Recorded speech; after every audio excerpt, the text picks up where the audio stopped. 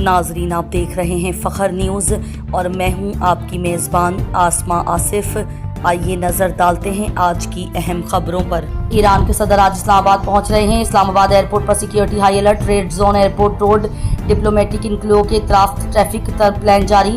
شہریوں کو متبادل راستے اختیار کرنے کی ہدایت۔ پاکستان کے دورے کا بنیادی مقصد تجارت، سرحدی سیکیورٹی، توانائی تعاون پر بات۔ Gas pipeline, Iran Pakistan gas منصوبہ، امن پائپ لائن پر پیش رفت۔ مشرقی وسطی، افغانستان، فلسطین پر تبادلہ خیال۔ بارڈر مینجمنٹ، تفتان بلوچستان سرحد پر اسمگلنگ روکنے پر اتفاق رائے۔ وزیر اعظم صدر پاکستان استقبال کریں گے۔ گارڈ آف آنر وفود کی سطح پر ملاقاتیں، جوائنٹ پریس کانفرنس متوقع۔ ایران کے ساتھ تعلقات ہمیشہ ثقافت، سرحد، توانائی کے گرد گھومتے ہیں۔ گیس پائپ لائن 30 سال سے زیر بحث۔ حتمی معاہدے کے لیے 60 روز روڈ میپ منظور۔ ایران امریکہ مذاکرات کے بعد مشترکہ اعلامیہ جاری۔ سوئٹزرلینڈ میں ایران امریکہ مذاکرات کے بعد قطر اور پاکستان نے مشترکہ اعلامیہ جاری کر دیا۔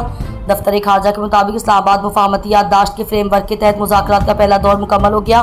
پاکستان اور قطری وزارت خارجہ کی جانب سے جاری مشترکہ اعلامیہ کے مطابق فریقین نے مذاکرات کی نگرانی کے لیے اعلیٰ سطحی کمیٹی کے قیام پر اتفاق لیا۔ حتمی معاہدے کے لیے 60 روزہ روڈ میپ منظور کر لیا گیا ہے۔ مشترکہ اعلامیہ میں کہا گیا ہے کہ ایران امریکہ کے درمیان تکنیکی مذاکرات فوری شروع ہوں گے۔ آبنائے ہرمز میں تجارتی جہازوں کی آمد و رفت کے لیے رابطہ لائن قائم کر دی گئی ہے۔ اعلامیہ کے مطابق لبنان جنگ بندی پر عمل درآمد کے لیے ڈی کنفلیکشن سیل قائم کرنے پر اتفاق کیا گیا ہے۔ ایٹمی پروگرام پابندیوں سے متعلق ورکنگ گروپس تشکیل دے دیے جائیں گے۔ وزارت خارجہ کے مطابق ڈی کنفلیکشن سیل میں لبنان اور ثالث ممالک شامل ہوں گے۔ ثالث ممالک مذاکرات تعمیری ماحول میں آگے بڑھانے کے لیے کوششیں جاری رکھیں گے۔ تکنیکی مذاکرات ہفتے کے باقی دنوں میں برگن اسٹاک ریز روڈ میں جاری رہیں گے۔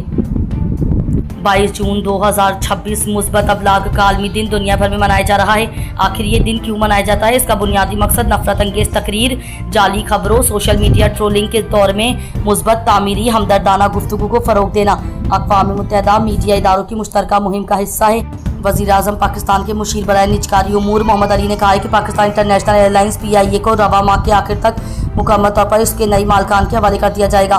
میڈیا رپورٹس کے مطابق اس سلسلے میں تمام مقامی بین الاقوامی ریگولیٹری منظوریوں کا عمل اب مکمل ہو چکا ہے، جبکہ مقامی قانون میں ضروری ترامیم بھی کر دی گئی ہیں، جس کے بعد PIA نئے خریداروں کے حوالے کیے جانے کے لیے تیار ہے۔